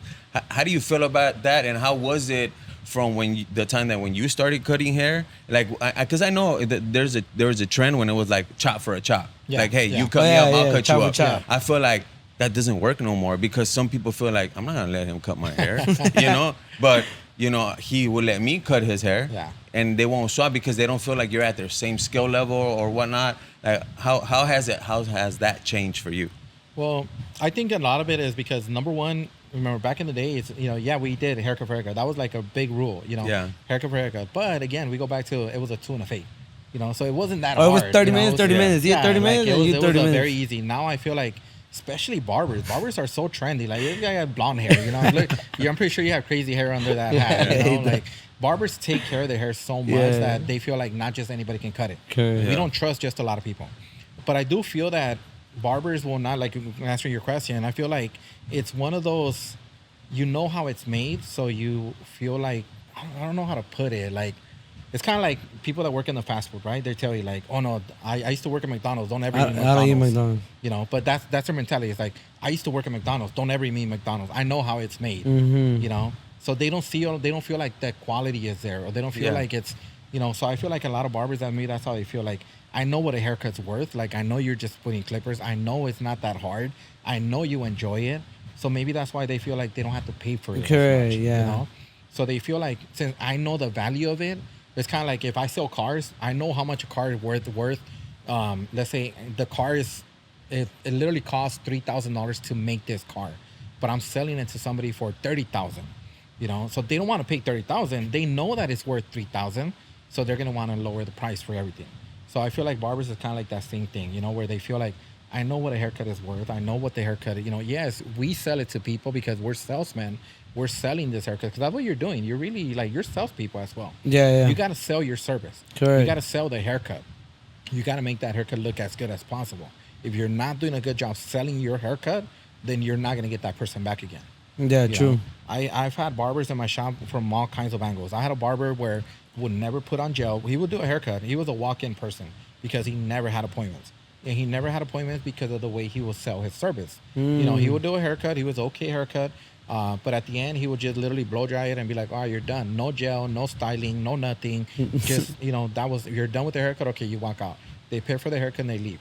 He never had appointments. And a lot of it was because he didn't take time to style it, make it look nice. And then at the end, when you're showing the mirror to the person, you're selling them that haircut. Yeah. You know, you're saying this is what you're going to buy. And then that person determines whether they're going to want to come back or not. Yeah, know? correct. But if you're not doing that part, that last part of showing them your haircut and selling them that haircut, you're not going to get client retention. True, client retention. I like that you're saying that because I tell barbers, like, ultimately, you're in sales. Yes. Like, in business, you either sell a product or you sell a service. Basic, right? Yeah. You're in sales. You got to sell it to your client every time, you know? There was a client that always be like, nah, don't even show me the mirror, bro. Don't show me the mirror. I already know. I'm like, hey, bro, I just want to guarantee you. I want to show you, bro, that is the same. You're proud thing. of that work. And I told him, bro, I haven't showed you your haircut in the last 6 months. I just want to show you again, for you can see it, bro. And I showed it to him. All right. Oh, yeah. But it's those little things that you just play along. But. Yeah, it's those little things that you gotta redo just to make sure that. Look, bro, I just want to make sure that you still know I'm giving you a low fade. Yeah. I never changed it, bro. Yeah. You know, because but you gotta do it once in a while. And they're like, nah. I'm like, let me just do it, bro. Let me just show you, bro. And that's where I tell you, like, you're in sales. You gotta resell them all the time. Yeah. Because what you never know those 6 months. I had a client that one day he told me, like, after 6 months he told me, hey, bro, you were doing my fade too high. And like, why you don't tell me, bro? Like, I just letting you go all the time. Like, I don't know. You just like, I started noticing, but I forgot too if it was a mid fade or a low fade that you gave me. And then I like, damn, I forgot too. What was it? He like, I think it was a low fade. I'm like, okay, I've been giving you mid fades the whole time, bro. So we just had to check in again. Even just the styling part. Like I had clients where a lot of my clients would be like, "Oh no, don't put your gel. I'm gonna go home and shower." You know, I would always tell people, like, number one, that's every haircut is a walking business card, right? So do you know that, hey, from here to your house, you're gonna stop at a gas station, you might stop at the market, you might go get something to eat real quick, and somebody's gonna see you. You might not just get home and shower quickly. Your wife sees it, your brother sees it. Oh, okay. That might be your mentality. Your mentality is, I'm gonna go home and shower right now. But oh man, you know what? I'm running out on gas. Let me stop at the gas station. You're gonna run into somebody there. They might look at your hair and be like, damn, that's a fresh ass haircut. Correct. Oh, my barber's right here. Give me my number. Now I got a business out of that. Mm-hmm. You know, so I always tell people, like, you never know. And don't ever listen to your client when they say, don't worry about it. I'm just going to go home and shower. Still put on gel. My thing with my clients, I always told them is like, let me cut your hair. If they don't want gel, it's okay. But let's put it on because the gel is going to hold all the hair clippings so they won't fall all over your car. You know, oh, that's true. You know, it's not really true. I mean, it might have some truth in it, though. It might, you know, but that's not the reason. The reason is because one, I want to sell them the gel. You know, so when they put on the gel, they get home, they feel it, they're like, damn, it actually looks pretty good. I would get a lot of clients that would come back and say, hey, what gel were you using? Oh, this one right here. Oh, let me take it with me. You know, so one is you're selling the product. Two, you're making your haircut look as good as possible with styling it. So again, somebody sees them from here to your house. Somebody might see him. And that might be a client that is going to come back to me. Yeah. You know, so I feel like no matter what, you should always find excuses to make sure that your haircut looks good. To provide the quality, right? Omar, before we wrap it up, what's the biggest pet peeve that you have right now with the industry? Or what's the biggest fuss with barbers, with the industry? To be honest with you, I just feel like it's changing so fast, man. Like, it's just crazy. Like, I don't know if I'm getting old, you know? And that's one conversation I actually just had with KO not that long ago. What, that you guys were both old? No. I told him, I'm like, what was the reason I told you I wanted to bring into like the industry expo, you know? Because you really haven't been out and everything's you don't even know what kind of what's trending, and you haven't been out to see what's really attracting the community to come together anymore. Okay, yeah. You know, because Exactly. everything is just kind of on the go. Like, hey, what are they expecting? We don't want to continue to do something that they're not expecting, that they're Yes. tired of seeing, Because- or they're continuously seeing. Because to be honest with you, right now in this industry, you gotta be out there. You gotta be what's do good. what You you gotta gotta know see. what's happening. You gotta be Yeah. at Yeah. the shows, at the barber battles. You gotta be, you know. That's true. like, That's true. But you changing. know what I do? I want to be out there, but I'm picky where I'm going to be at. Not just because there's a lot of shows going on every week. I'm gonna be there every week. Yeah. Because then But I I'm don't- gonna be honest with you, Uh-huh. that might be hurting you too. that you know? might too. That I mean, might too. That's the thing about it. Yeah. Like, it Yeah. might be hurting you because I always tell people, you know, the last place where you expect to know somebody or meet somebody that's gonna change your life might be that place. Yeah. What I Yeah. do is just like I'll show up for like 2 hours and then I'm out. Yeah. But I'll show up, you know, Yeah. and I'll go network with the people I want to network, and I leave. Yeah. Like I'm not there for a long time. I'm there for a good time. I just want to get there. Hey, bro, you want to be on my podcast? Yes, I'm Diego. Nice to meet you, bro. I'll be looking at your work.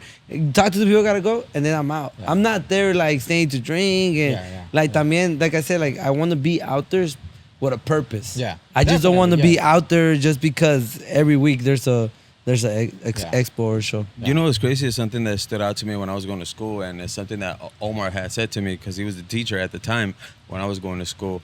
I remember he said, "Go out there, shake everyone's hand, and you know, just introduce yourself.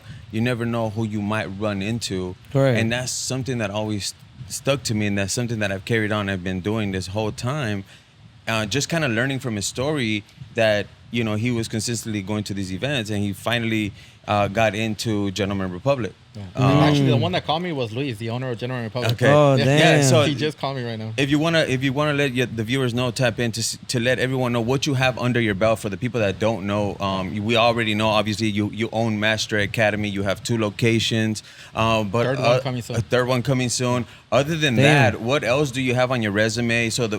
Because I'm sure people are like, why are they calling him a pioneer? What does he do? Is it just because you have an academy? No, let them know what you have going on, what you've been through in your journey, and what you got on your resume, you know, starting off with Gentleman Republic and all that. Well, just really quick, with General Republic, that's kind of like in the middle of my career, I guess you could say. I've actually opened up, my first academy I ever opened was, I partnered up with International Academy right there in Southgate. So I opened up their entire barber department. Like, they didn't have barbering before I got there. It was only cosmetology. It was a very small school. They have a very little bit amount of students. I got there, you know, opened up. I partnered up with the 2 people that were the owners. We opened up the program, and it just expanded. Like, it was, you know what's crazy? Damn. That when I got there, I told Angie, which was my partner, one of my partners, I told her, I'm like, you know what, Angie, my goal right now, and this is when we were first planning it out. In 1 year, I want to have 100 students. Damn. And they kind of looked at me, you know, her and Mario were like, kind of like, man, that's a This lot of was students. delusional, You know, huh? because they only had maybe 20, 25 students at the most okay. day and night in cosmetology. So for them, it was like 100 students. Like, are you serious? And I told them, that's my goal. A year later, I had 100 students. I had 100 Damn. students there. You know, I blew up that program, you know, and it was one of the biggest schools. When I left 5 years later, it was, I think, close to about 220 students in the entire school. You know, so I left that program, opened up Master Academy, and then from Master Academy, I was there for a while, opened up, now we have a second Master Academy. We have the 3rd location. I was actually last week driving around to a couple locations that we're opening up the 3rd one already. Hopefully by the end of this year, we'll be ready to go. But going back to, at the beginning, I used to travel. I used to go to a lot of expos, beauty shows and stuff like that, just to go network. I didn't really have my own brand. I didn't even think I had school back then at that point. But I ended up meeting Luis, and this when 2014. This is when he had his gel started in 2012, if I'm not mistaken. He started General Republic in 2012, 2013, one of those 2. And I think he only, at that point when I met him, all he had was the gel. Like, that's all he had, just the gel. And he had a little table. I was at a Latino barber expo in Long Beach. Damn. And I met him, introduced myself to him. I told him, you know, if you ever need help, let me know. You know, he was like, oh, well, you know, I'm just starting off. You know, right now we're okay. I was like, okay, that's fine. You know, I gave him my card. We introduced. We talked a little bit. And then I think it was like maybe 2-3 months later, he hit me up one day. He's like, hey, you know, I want to do a demo, you know, but, you know, I really, you know, we don't have a big budget. And I was like, don't worry about it. I think I ended up doing the class for free. You know, I just told him, just give me the opportunity, you know. I did a class for him, and he really liked the class. From there, we started doing a little bit more. Next thing you know, General Republic blew up. They blew up. Now they're a multi-million-dollar company. It's Damn. very successful. They have a whole line. They have, clippers. They have pomades. They have gels. They have aftershaves, shaving gels, skincare. They just came out with a skincare line. They have a trifecta, which is shampoo, everything in one. So they blew up. And the thing about Luis is one of those people where it's like, if you are willing to come and put in work with me at the beginning, I will carry you on. As long as everything is good, I will keep working with you. Yeah. So, with him, I'm grateful to him because he opened up one of the biggest doors. With him, I was able to travel all around the world with them. Now with General Republic, I was able to go. I went to Puerto Rico and we did the expo. I was on the biggest stage right there. I went to Guadalajara, which is really dope because that's my hometown. That's awesome. So I was able to go back to my hometown, be on the main stage at the biggest beauty expo, barber beauty expo throughout the entire year. This is 30,000 people that are going to these shows. So I was able to be on the main stage with them. I went to Mexico City. We went all over the United States. I've gone to the New York Expo, Orlando, which is one of the biggest shows in the United States. We did a tour in the South. We've done Chicago. We've done the Vegas show. So I've traveled to a lot of different states. And I've traveled to Mexico, Puerto Rico to do the beauty expos, This was before COVID? That was before COVID. Damn, y'all were hustling before COVID. Oh, yeah. We did a lot of shows, and this is a good amount of years that we did, beauty show after beauty show after beauty show. So I've been out in the industry for a long time doing this beauty shows, But it's crazy because, when I was going to barber school, actually, I went to my first beauty show. Somebody invited, I think it was a girl. She invited me to go. She was a cosmetologist, and I had never gone to a beauty show. Back then, there was no barber battles. There was none of that. There was only one show, which was ISSE, in January. And that was the biggest show ever. She was like, let's go. And I was like, all right, let's go. ISSE in Anaheim? No, Long ISSE Beach, used to be in Long Beach. Long Beach. They canceled it with COVID. COVID had died out. Shit. Now it's Premiere. Premiere is the biggest Premiere, show in Southern correct. California. But I remember I walked into the ISSE at the Long Beach Convention Center. I walked in, and this is me as a student, or I had just graduated, somewhere right there was fresh. I walked in, and I was like, damn, like this industry, this is huge. This is crazy. I never would have imagined that, And I saw people in the platform doing crazy stuff, and I was like, damn, this is crazy. I never imagined barbering being that big of an industry, And I remember walking around, and I was looking at the stages, and I was like, one day I gotta be there. One day I gotta be on that stage somewhere, And with hard work, going out there, meeting people, eventually my dream became true. I was on the main stages. I did a lot of expos. I traveled throughout the world, and it's dope, man. It's a great feeling. It was a great feeling, and I feel like that experience helped me out a lot too. And is that something that drove you to want to do your own expo? Because I know you have also a barber and beauty expo coming up, right? Yeah. So we started the industry expo. It was one of it. It was a part of it because I saw how good and how fun and how exciting and how these expos are. Because I feel like at the end of the day, it brings the community together. Yeah, it brings the community together. It's fun. You meet a lot of people. You network a lot of people. You change people's lives. Because honestly, I've met people that went to an expo, competed, they won, and that changed their life. Yeah. Like now they see the industry a whole different way. Yeah, different. They want to go again. I feel like that made a big difference. But honestly, I've always felt like, and this is one thing we talked about, I'm like, this is California. Like California is probably one of the best states for me. It's one of the best states in the United States. How can we not have one of the biggest beauty shows ever in the whole freaking world? Yeah. How can we not have one of the best shows? So for me, and that's what we're talking about with KO, is like, I feel like we deserve one of the best shows. So, the goal is to get it up there. The goal is for the Industry Expo to get into, we're talking about, fashion, modeling, to barbering, to cosmetology, to makeup, and bringing, that's why we called it the industry, because you put all that together, it's an industry, And we called it the Industry Expo because we want to bring everybody together. I don't want it to be just a barber battle. I don't want it to be just a cosmetology show. Because there are already some of those. Premiere, which is one of the biggest shows here, their barbering section is not there yet. They cater just to cosmetology. Yeah, correct. 80% of the things they do is cosmetology. Mm-hmm. So I want to be able to create something where competitions, education, Showcases. barbering, showcasing, cosmetology, makeup, all that can come together, including fashion now. Because I feel like fashion is a huge part of barbering. And Yeah. cosmetology. No, Yeah. it is. I went to the first industry expo, and that's the first expo that I told you that I went in, and I see all the barbers on the left. I think when I went in, it was on the left, and then because Vanessa and Hector competed in the barbering one. Yeah. And then I was like, why is nobody going to the beauty?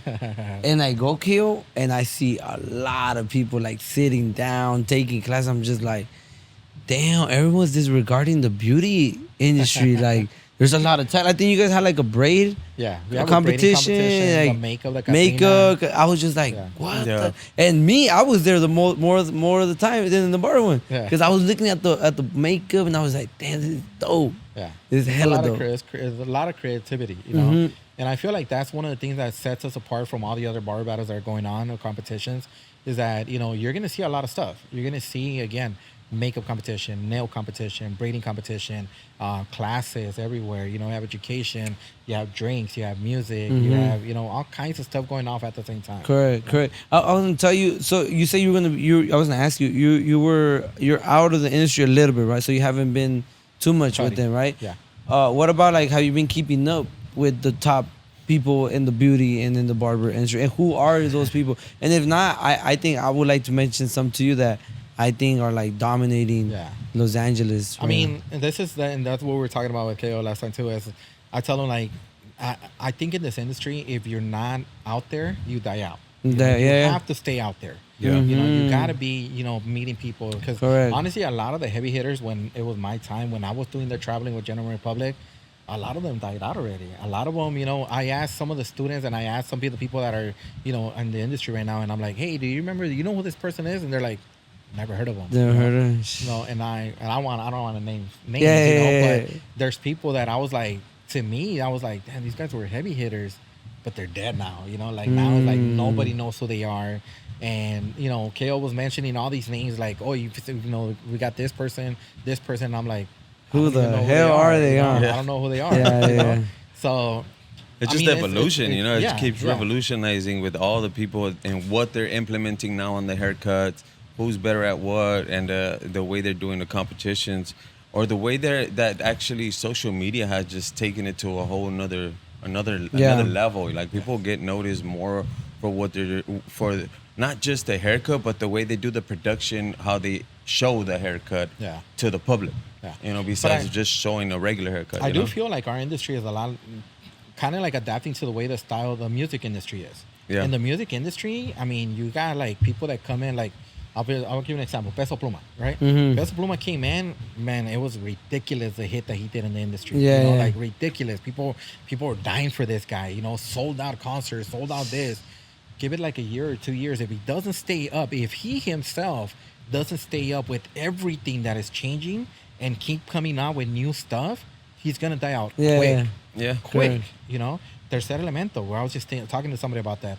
I mean, when that kid came out, Yeah. I mean, everybody was on him. And now I haven't heard a lot too of much. people don't hear about Yeah, him no more. yeah. Now, if he has a concert, do you think people are gonna sell out? No, No, it's not gonna sell out no, because yeah. he didn't stay up with everything. Didn't keep coming out with music. Mhm. So I feel like our industry is exactly the same way.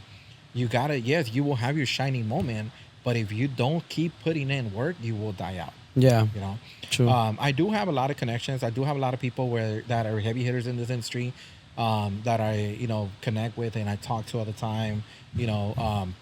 But obviously, again, I'm not up with the industry as much as I should be.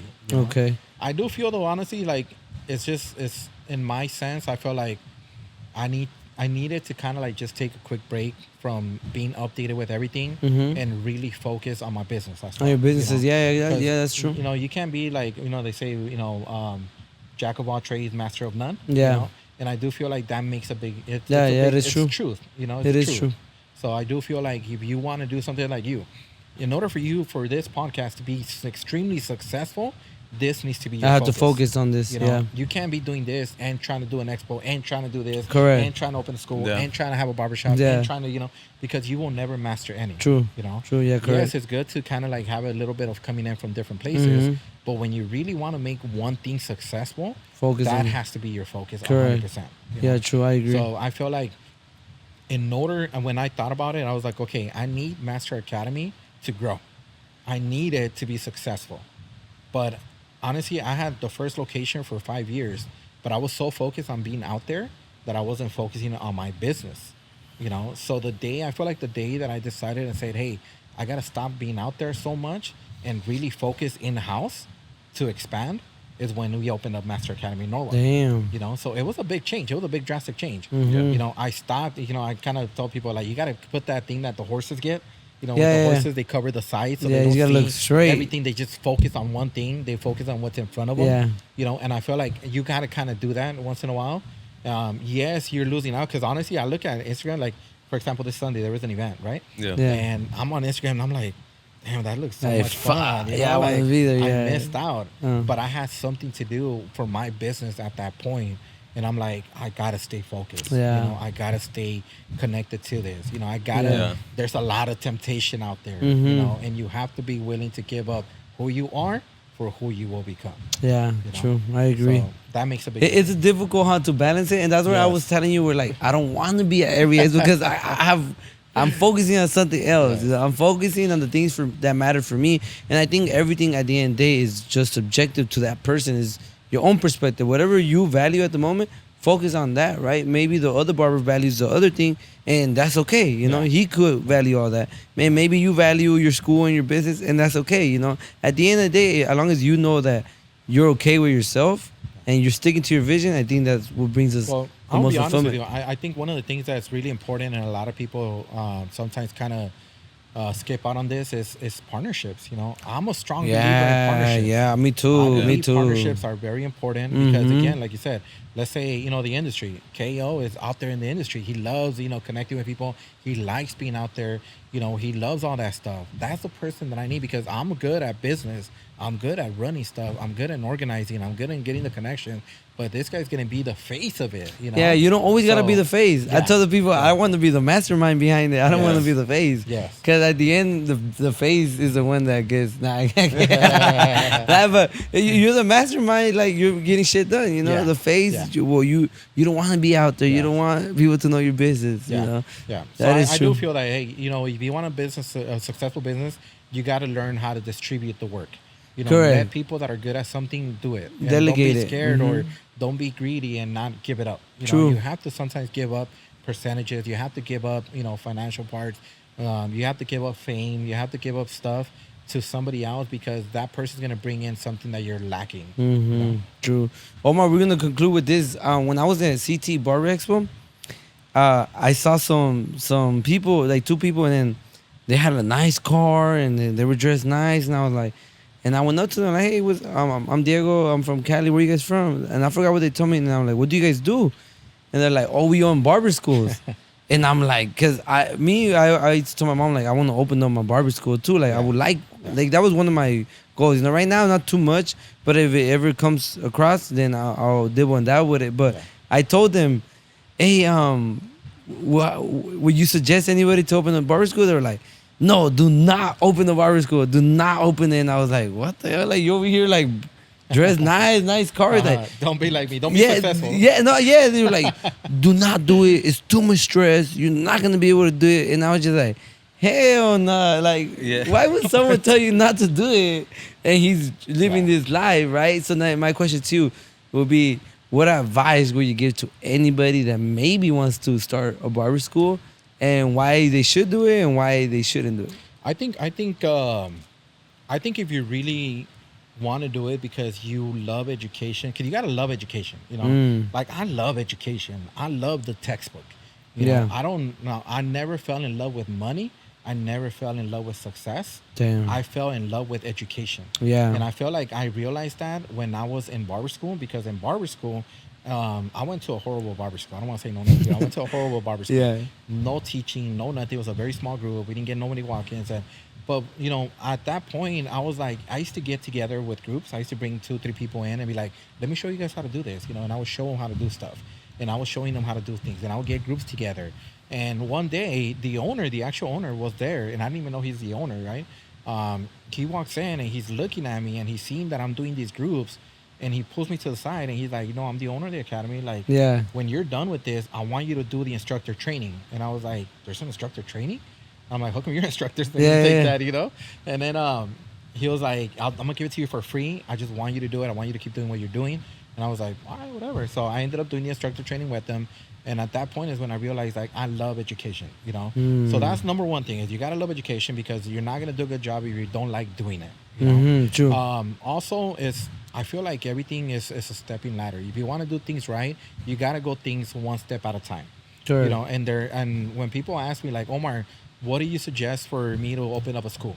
Number one is, once you get your license, go back and do the instructor program. Once you do the instructor program, work as an instructor. I exactly what I'm telling you is exactly What you did. Yeah.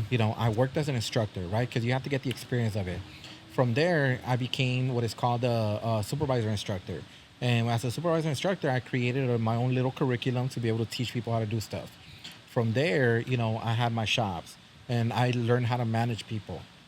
So from there, that's when I partnered up with International, and I opened up their barber curriculum. At that point, I already had the curriculum under me. I knew how to do it because I taught it. I became an instructor, so I knew how to teach. I knew how to, so I already had a good amount of history of it. Yeah. And then when I partnered up with them is when I said, okay, now I have to learn the paperwork part of it. Yeah. So when I partnered up with them, once in a while, yes, I was still teaching because the program was new, and I was able to teach and save ourselves money like that. So I was teaching, and then, little breaks here and there, I would go pull out files from students and just kind of read them, just go through them and see what they filled out, what they didn't, what are the rules, what are the regulations. So I was putting a lot of that work on the side. I would go on the weekends when the school was closed. Since I was the owner, I had keys, right? So I was able to go in there. I would literally go on the weekends and sit there and just go through files. Through every file. Go through files Damn. and learn how they were doing enrollments. Yeah. And learn how they were put into the system, and learn how to, because they weren't, honestly, I feel like my partners at that time didn't want me to learn how to do that. They felt like, you're good at teaching, stay on that side, and I'll stay doing the numbers, and she'll stay doing the enrollments. Because that's what we did. We kind of divided it. I was a director of education. The guy was a director of enrollments. And, no, she was director of enrollments, and he was the financial advisor. Yeah.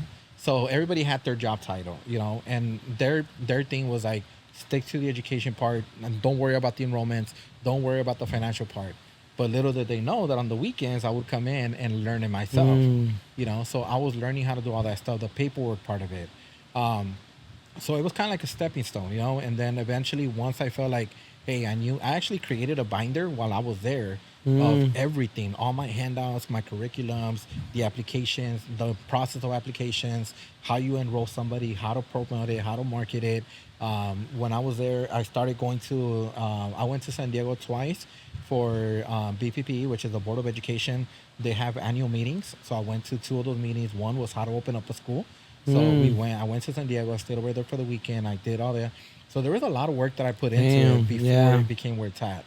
And I feel like a lot of people, that's what I tell them, like, in order for you to do a successful school, you have to go through those steps. You have to get your license. You have to go to school. You have to get your instructor program. You have to work as an instructor. You have to create a curriculum. You have to, then eventually you open up your program. Yeah. Because if not, it is a lot of responsibility. Yeah, it is. Sounds like a lot of work. Like I had a girl, and it was funny because I had a girl that I knew from a long time ago, randomly, just send me a message on Instagram. I think it was like 2 years ago.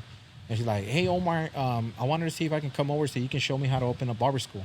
Yeah. And I'm like, dude, I never talked to you. We knew each other, we met each other, but we never had communication. We've never hung out. And just randomly, like, can you show me how to open a school?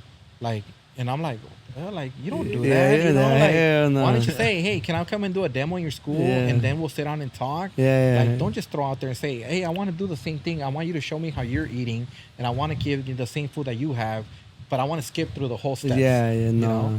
And I was like, no, like, to be honest with you, that was kind of shocking to me, but it's happened a couple of times.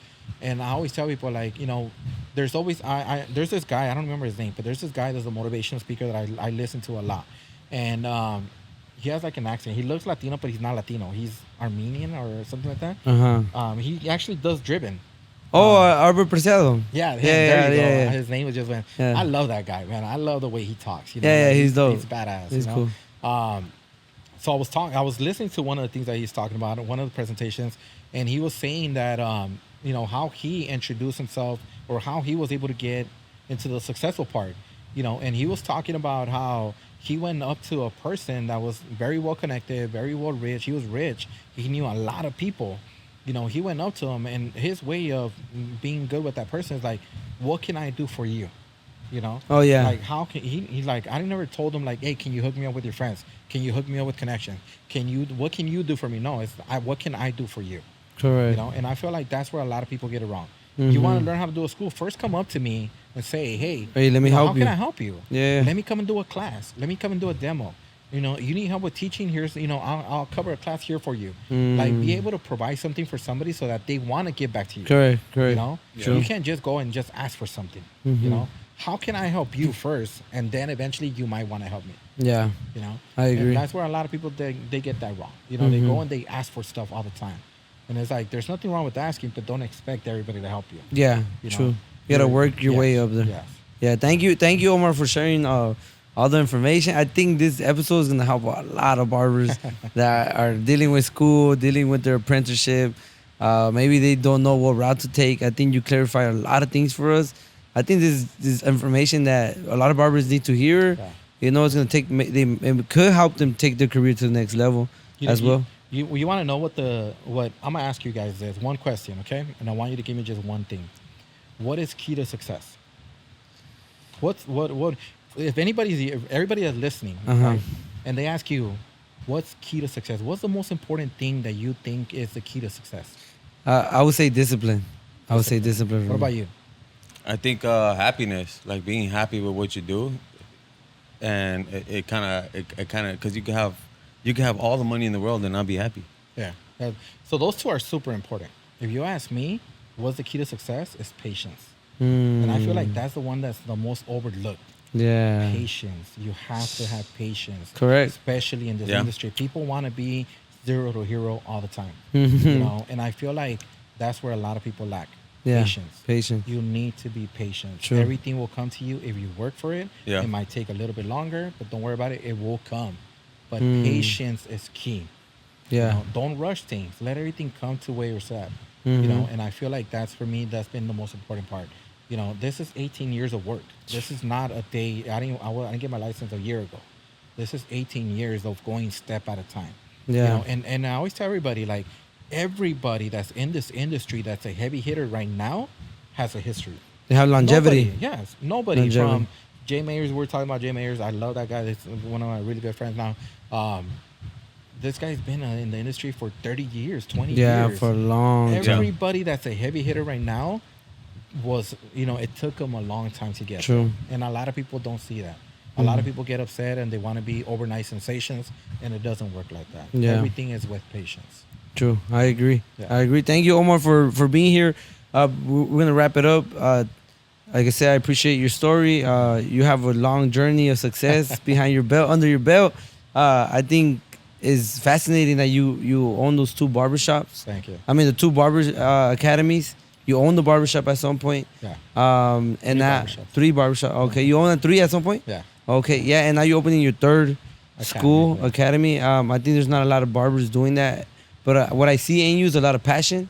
You have a lot of passion for the students, for the community, for the industry overall. And before we wrap it up, anything that I might be able to help you with, let us know. We're here to help you. Thank you for being on this platform. And we're going to pass it up to KO to wrap it up. Yeah, Omar, just want to give you your flowers on all your success and everything that you have accomplished in your 18 years of... I thought you were 18. I was 18. No. 18 years. 18 years of being in the industry, man. Continue to do that. To everyone out there, man, continue to work hard to what you guys got going on. And what was that key phrase that you told us? Patience. Patience, guys. Patience is super important. Patience is super important. And don't forget, man, the industry expo is coming up. And just go ahead and you can look at that camera or that camera and let them know when the event is. how many competitions is there, and your Instagram and all that, so everyone can get to know you and follow the expo that you got going on, bro. Great. Well, first of all, thank you guys for having me here. You know, it's been a pleasure. It's been really fun. I love talking about the industry. The industry is my blood. You know, it runs in me. You know, so 18 years later, and that's one thing I always tell people. You know, 18 years later, for you to have passion, you know that you're in the right industry. Yeah, absolutely. So thank you guys for having me here. I hope the best of success for you guys. I see all the hard work that you guys are putting in.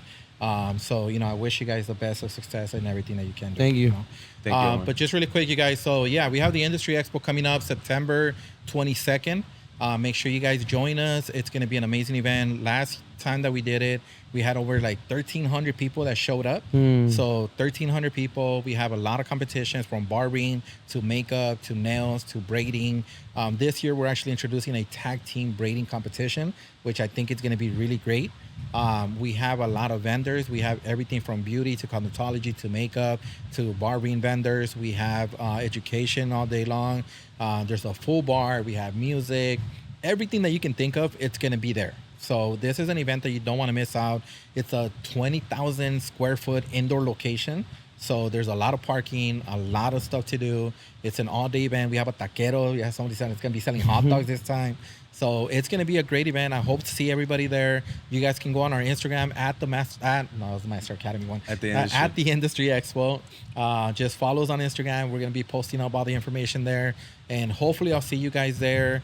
I really can't wait to meet everybody. You could give the Instagram for your school too and your personal one too, bro. So the Master Academy one is at the Master Academy.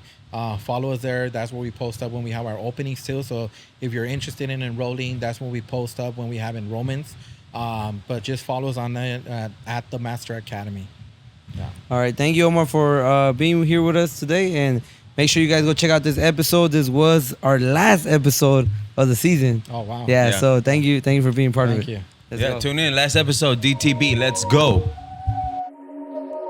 Stay down, came up, God made a way.